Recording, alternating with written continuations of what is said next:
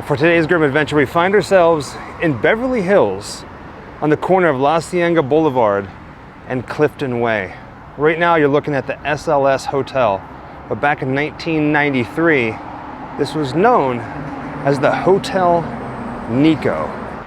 Now, over the years, this building has hosted many high-profile celebrities. It is, after all, right in the heart of Beverly Hills. Well, for the most part, about a block away is the Beverly Center.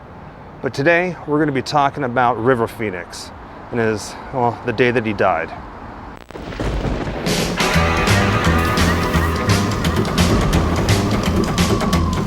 Wherever I come, bad luck just comes my way. Wherever I go, hard luck is there to stay.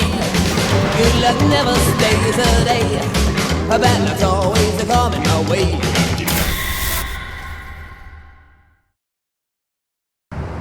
Now, at the time of his death in 1993, River Phoenix was in Utah working on a movie called Dark Blood. And after some time filming in the desert, production was moving back to Los Angeles. River came back to LA early and was staying in room 328 inside this hotel, which was known as Hotel Nico at the time. Now, after a pretty grueling day on set filming, it said he came back to the hotel room and found his sister Rain and his brother Joaquin waiting for him. And not too long after meeting up with his brother and sister, River's girlfriend Samantha Mathis also joined the party. And the night begins. Now, this isn't the first video that we've done telling the story of River Phoenix, but I always forget that his younger brother is Joaquin Phoenix, who was the Joker. He was also Johnny Cash in the movie Walk the Line. Well, that night, he played a very crucial part in trying to save his brother. His 911 call actually got leaked to the press, and we're going to talk about that a little bit later on. But he was there that entire night. It's weird to think about. Now, a lot has changed over the years, and this place has definitely changed hands. It's no longer the Hotel Nico. Like I said and showed you, it's the SLS Hotels, but it's still a high-end hotel where a lot of famous people come and stay when they're here in Los Angeles and Beverly Hills. In fact, some of them are probably watching me, and it's making me a little bit nervous. I could be wrong, but stranger things have happened, but I could have sworn Elliot Page just drove by in an SUV right down this road. Wouldn't surprise me, but they were watching me. We locked eyes, and I'm pretty sure it was Elliot Page. A little nerve-wracking. Probably, what on earth is that guy filming, walking around with a stick and a camera all by himself in Beverly Hills on a Sunday morning? Stranger things have happened. Now, we're not gonna spend too much time here, just enough time to walk around the property and talk about what happened, get back to the car and head back to the Viper Room. Just look at this place. Now, before River, Rain, Joaquin, and Samantha made it to the Viper Room, they made one stop, and that was at a private party somewhere here in Beverly Hills, because after all, it was Halloween. Halloween parties happen. Celebrities were there, including Leonardo DiCaprio. Now, from there, they went to the Viper Room because River's best friend, Flea, the bassist from Red Hot Chili Peppers, invited him down and said, hey, there's a bunch of people here, a bunch of awesome musicians, and we'd like to invite you up on stage for like a jam session. He was very excited about it. River was an awesome actor, but he was also an awesome musician who had a band called Alika's Attic.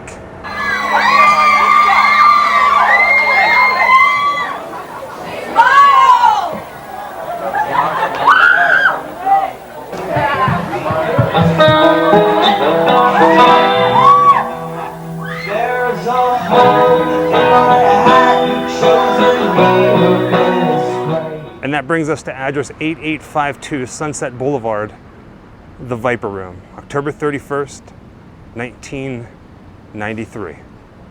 Now, just with any story, anything that happens in Hollywood and Los Angeles when it comes to the death of celebrity, there are so many different stories and so many different rumors and so many different legends. But what happened inside this place, inside the Viper Room on October 31st, 1993, nobody really knows for sure.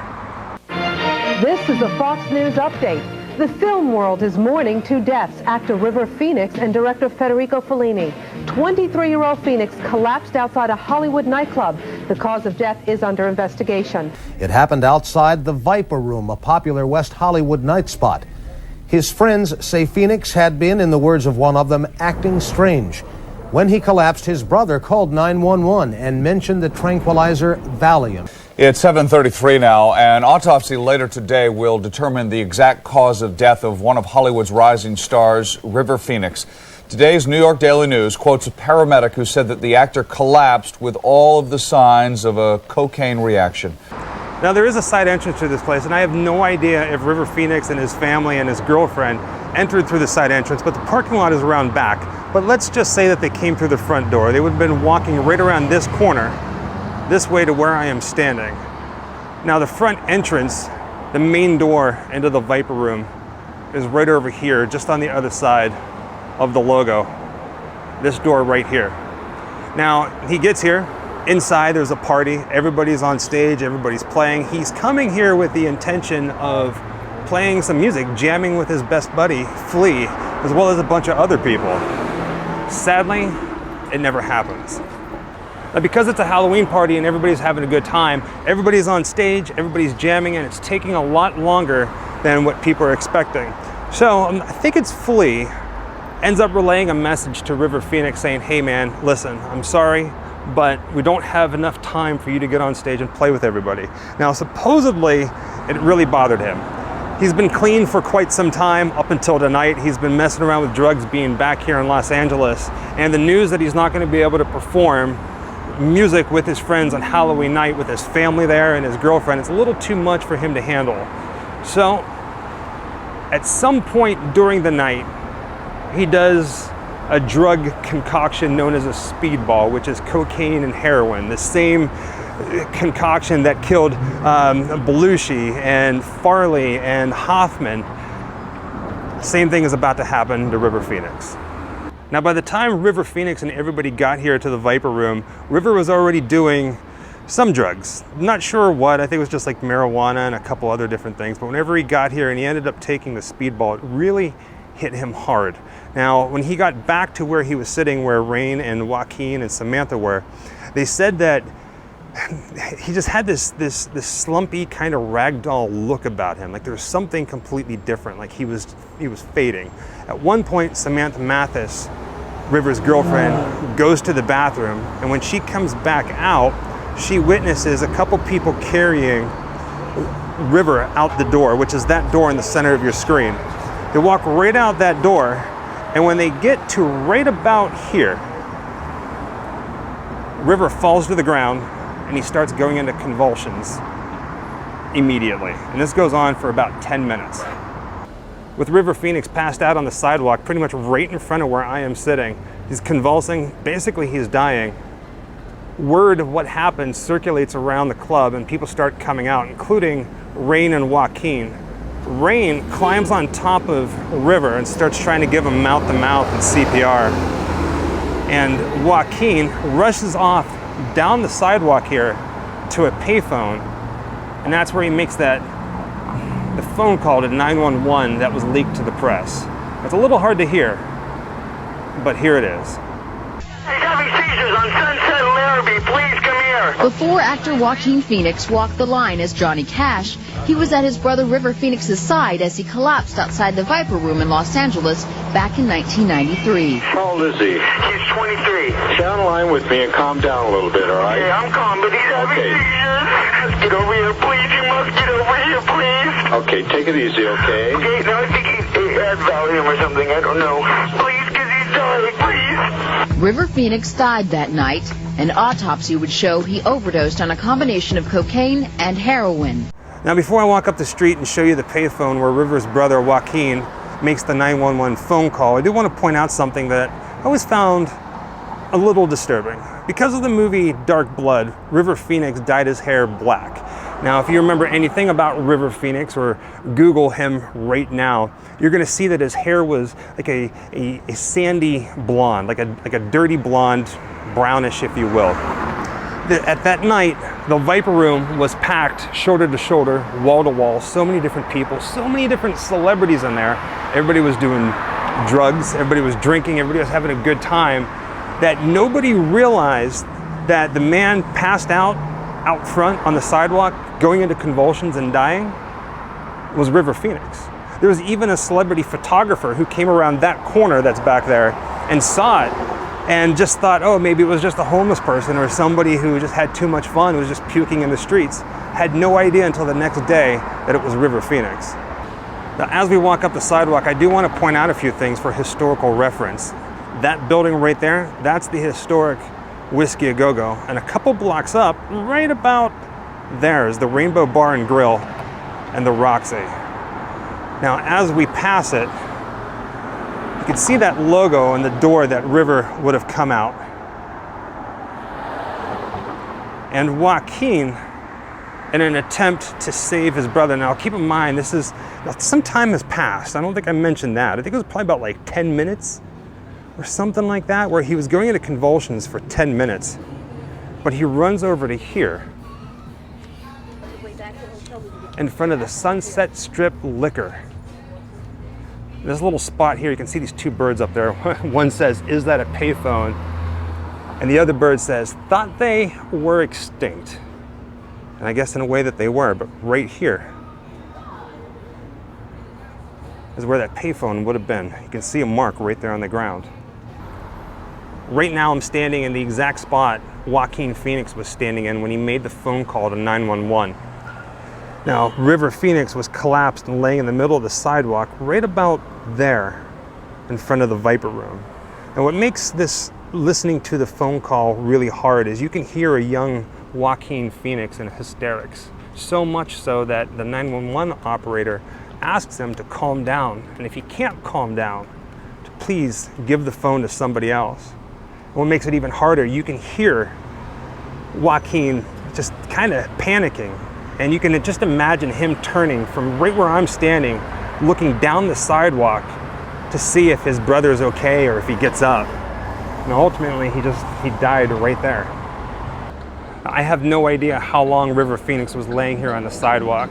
Even more so, how long it took the paramedics to get here after Joaquin made that phone call to 911. But when the paramedics did get here, he was already gone. And that was it. 23 years old, October 31st, Halloween night, 1993. It all ended right here.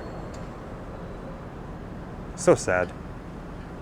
Another really interesting thing to point out, River Phoenix died in October of 1993. A couple months earlier, in August of 1993, Johnny Depp, we all know who Johnny Depp is, Johnny Depp became part owner of this place, and he was the one who was throwing the party, and he was actually on stage with the musicians playing music that River Phoenix was going to be playing at, which ultimately didn't happen. A couple years after the death of River Phoenix, Johnny Depp ultimately sold his share. I think it was to the daughter of his business partner. I'm not entirely sure about that, but there's this whole crazy conspiracy and Hollywood legend that I'm just not going to get into. Don't do it, but if you want to, start Googling it online, and you're going to find some interesting stories about this place and a certain somebody who just kind of disappeared. There's one more thing about the death of River Phoenix that has always bothered me, and that's the fact that he died from a drug overdose. Everything that I've ever read or everything I've ever known about River Phoenix, he was always against drugs. He was a vegan even, and his time here in Hollywood, he saw it as a time to make a change. So it makes it even more sad that he kind of fell into that crowd and ended up dying the way that he did. Now, obviously, I've never met him, and everything that I've ever read about River Phoenix has been interviews or documentaries or from other accounts. From everything I gathered, he absolutely hated living here in Hollywood. He knew that this was the place that was going to kill you if you weren't careful, and ultimately, it did. Now, River Phoenix was very talented indeed. A lot of people said that if he would have kept going, he would have been even bigger than Tom Cruise. He was in Stand By Me, My Own Private Idaho. He was in Indiana Jones. And do you remember Christian Slater's part in the movie Interview with the Vampire? Well, originally it was supposed to go to River Phoenix, but he ended up dying, of course, and it went to Christian Slater. Now I'm showing you this back door where it says no persons under 21 allowed. Now, if we were to open this door, well, I should say this, sadly it's been painted over, but at one point, if you were to open this door, It was a walkway that led to the bottom bar, up the second floor to the main concert area. But there was these paintings on the wall for the longest time, words spoken by Hunter S. Thompson. And right above it, if you were to walk in and look up, there was a little dedication to River Phoenix. I saw pictures of it. From what I know now, it's been painted over since it's under new ownership. So again, something else that's, things change. And speaking of Hunter S. Thompson, there's a video online where in the front of the Viper Room, Johnny Depp and Hunter S. Thompson pull up in a convertible. It's nighttime right here on Sunset Boulevard, and I'm gonna walk up to that spot and show you. And if I'm not mistaken, in the video, Hunter S. Thompson has a blow-up doll, and he ends up kicking it out into the street. But pretty much right where that red SUV is parked is where they would have pulled up in the video.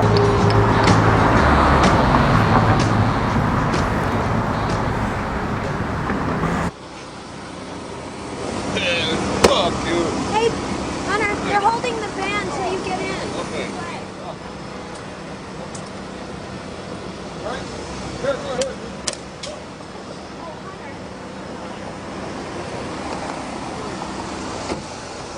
I told her, he's fucked up. There you go. Hunter S. Thompson.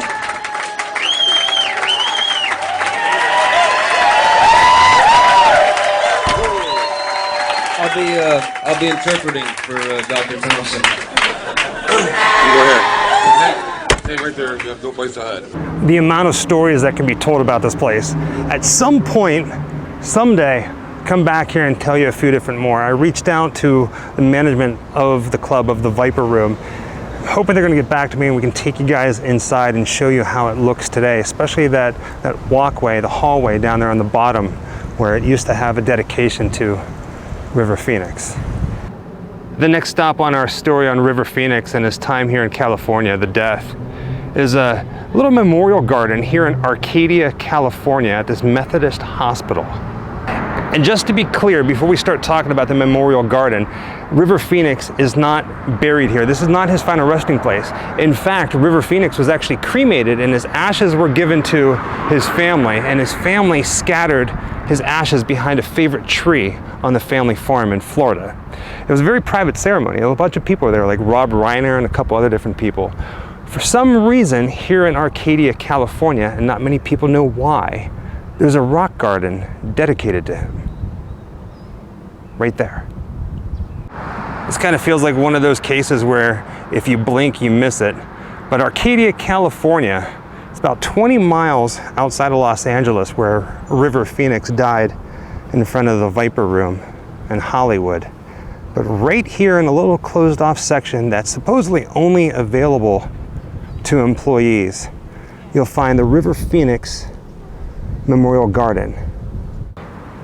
The inscription on the rock says River Phoenix Memorial Garden, given by Iris Burton in loving memory. Now, we walked into the main lobby of the hospital to ask if anybody knew why this rock garden was here. And everybody said they knew it was here, but they didn't know why.